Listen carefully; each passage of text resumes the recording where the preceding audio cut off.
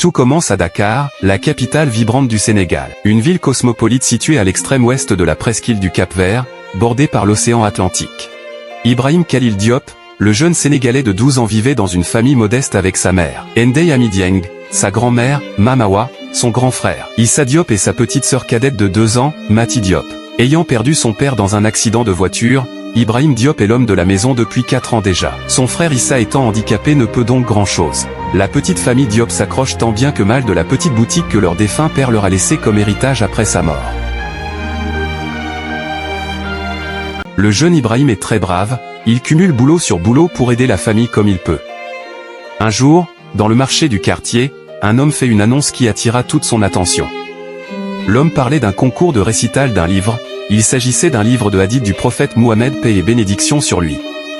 Le livre est intitulé Les 40 hadiths écrits par l'imam Al-Nawawi.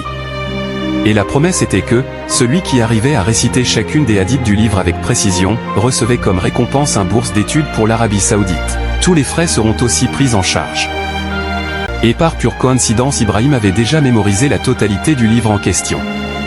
Son défunt père parlait souvent de ce fameux livre à ses enfants, et Ibrahim lui, avait mémorisé les 40 hadiths de l'imam Al-Nawawi. Il était très cultivé quand il s'agit de sa religion, l'islam, et est très intelligent.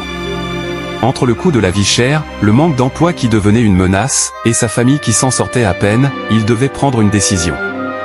Oui, une décision immédiatement. Il savait que ce genre d'opportunité ne se présenterait pas 2 fois, et qu'il fallait tenter. Mais il y avait un problème. Sa famille, laisser sa famille toute seule, sans soutien et partir sera très dur pour le jeune Ibrahim, mais c'était la seule solution pour lui de changer les choses. Finalement, il participa à la compétition et remporta le prix. Il devait donc partir, sa famille, bien que triste de le voir partir, était fière de lui et le soutenait. Le jour du départ arriva. Ibrahim fit ses adieux. Sa mère lui remit un collier avec un pendentif en forme de livre, symbole de la connaissance qu'il allait acquérir.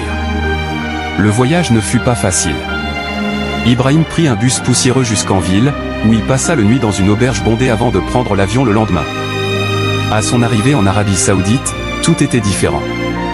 La langue, les coutumes et la chaleur écrasante. Mais Ibrahim se rappela des paroles de sa mère. Ton esprit est comme le baobab, il peut grandir n'importe où. Avec le temps, le jeune Ibrahim s'adapta. Il se fait des amis et excella dans ses études, et a déjà un travail bien rémunéré, lui permettant d'assurer la dépense quotidienne pour sa famille qui est à Dakar.